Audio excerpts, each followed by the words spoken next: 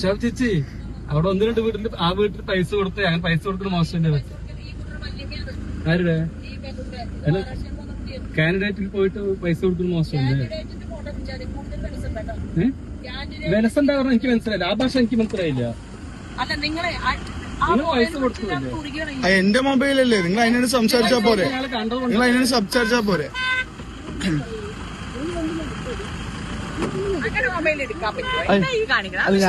നിങ്ങൾ എന്താ പ്രതി? ഞങ്ങളുടെ വാർഡല്ലേ, ഞങ്ങളുടെ വാർഡല്ലേ.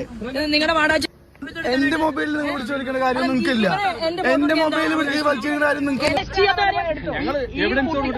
എവിടെ നിങ്ങളുടെ തേങ്ങയില് എവിടെ നിങ്ങൾ ചെയ്തോളൂ. നിങ്ങൾ എന്താ നിങ്ങൾ എന്റെ മൊബൈലിൽ എന്റെ മൊബൈലിലേക്ക് നിങ്ങളെന്താ വിചാരിച്ചു? അതിലൊന്നും വേണ്ട. എന്റെ മൊബൈലിൽ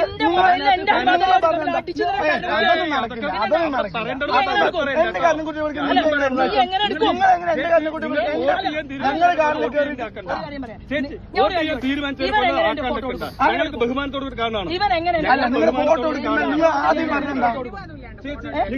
നമ്മളെ അറിയാലോ,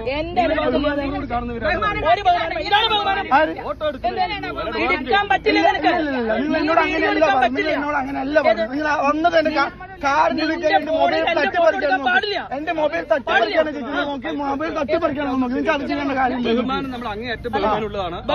അല്ല, നിങ്ങൾ ആദ്യം വന്നിട്ട് നിങ്ങൾ ആദ്യം പറഞ്ഞിട്ട് എന്റെ മൊബൈൽ തട്ടിപ്പറിക്കാൻ നോക്കി. അങ്ങനെ മൊബൈലാക്കുന്ന കാര്യമൊന്നുമില്ലല്ലോ.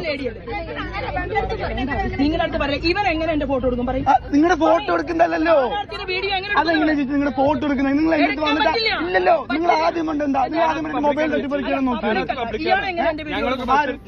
നിങ്ങൾ പൈസ കൊടുത്ത് കണ്ടിട്ടല്ലേ ചോദിക്കുന്നത്? അല്ല, നിങ്ങളിപ്പോ അതിനോട് സംസാരിക്കും. നിങ്ങൾ ചെയ്തോളി, നിങ്ങൾ എന്താ ചെയ്തോളി, നിങ്ങൾ ചെയ്തോളി. ഇതിപ്പോൾ ഇവർ ഭരിക്കാനും കൂടി തുടങ്ങിയാൽ എന്തായിരിക്കും അവസ്ഥ? നമ്മുടെ നാട് നമ്മളെ കയ്യിൽ നിന്ന് പോകില്ലേ? ഇതൊക്കെ കണ്ടിട്ട് ഈ BJP-ക്കാർക്ക് അംഗീകരിക്കാൻ തോന്നുന്നുണ്ടോളി, അറിയില്ലേ. ചിലപ്പോൾ അവർക്ക് ഇതൊക്കെ അതിൻ്റെ ഭാഗമായിരിക്കും. ഒരു കാര്യം ഉറപ്പായി, കേരളത്തിൽ കള്ളവോട്ട് വിഷയം വെക്കുന്ന പരിപാടി നടക്കില്ലെന്ന് തോന്നുന്നു. കാരണം അങ്ങനെ അത് നടക്കുമെങ്കിൽ ഇവർ ഇത്ര ടെൻഷൻ അടിക്കില്ല. ഇതിപ്പോൾ തോൽവി ഉറപ്പായതിൻ്റെ ഒരു പരക്കപ്പാച്ചിലാണ്. എന്തായാലും ഇതൊക്കെ ജനങ്ങൾ കാണട്ടെ, എന്താ അവസ്ഥ എന്നുള്ള ജനങ്ങൾ മനസ്സിലാക്കട്ടെ. ഓക്കെ, ചിന്തിക്കുക.